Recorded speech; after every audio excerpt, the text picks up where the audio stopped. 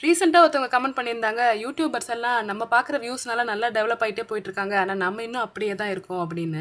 இது என்னமோ என்ன ரொம்ப அஃபெக்ட் பண்ணிடுச்சு. நம்ம சப்ஸ்கிரைபர்ஸ் ஆகிய உங்ககிட்ட நான் ஒரு விஷயம் சொல்லிக்க விரும்புறேன். நீங்க ஒரு டே ஜாப் போயிட்டு யூடியூப ஒரு சில மணி நேரம் என்டர்டெயின்மென்ட்க்கு மட்டும் பார்க்குறீங்கன்னா, வெல் அண்ட் குட். ஆனா, யூடியூப மட்டுமே பார்க்குறதே ஒரு வேலையா வச்சிருந்தீங்கன்னா, no it is not going to help with your life. 2வது விஷயம், நீங்க ஒரு ஹவுஸ் ஒய்ஃபா இருக்கீங்க. நீங்க வீட்டு வேலை பார்த்துட்டு யூடியூப வந்து ஒரு என்டர்டெயின்மென்ட்க்கு பார்க்குறீங்கன்னா, அதுவுமே நமக்கு உதவாது. ஏன்னா, நானுமே அப்படிதான் இருந்தேன்.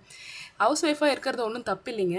ஆனா, எந்த காலத்திலயும் நம்ம செய்ற வீட்டு வேலை எவ்வளோ கஷ்டம் அப்படின்றது யாருமே புரிஞ்சுக்க போறதும் கிடையாது. அதுக்கான ஒரு ஏர்னிங்ஸ் நமக்கு கிடைக்க போறதும் கிடையாது.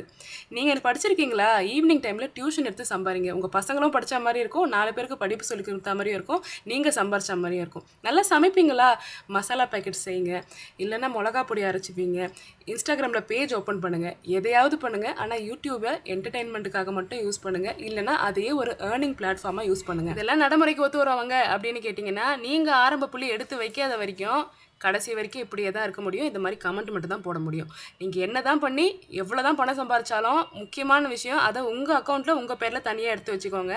நான் வந்து எங்க வீட்டுக்கார் பேர்ல தான் போடுவேன், இல்லை எங்க பசங்க பேர்ல எழுதி வச்சிருவேன், மறுபடியும் ஓட்டாண்டியா நிற்காது. என்னைக்குமே நம்ம கையில 4 காசா இருந்தா மட்டும்தான் ஒரு ஷாப்பிங் மாலுக்கே போனா கூட நம்ம பசங்க நம்ம கையை பிடிச்சிக்கிட்டு அம்மா அது வாங்கி கொடுங்க இது வாங்கி கொடுங்கன்னு நம்மளை கேட்பாங்க. அனுபவத்தை சொல்றேன், புரிஞ்சுக்கோங்க.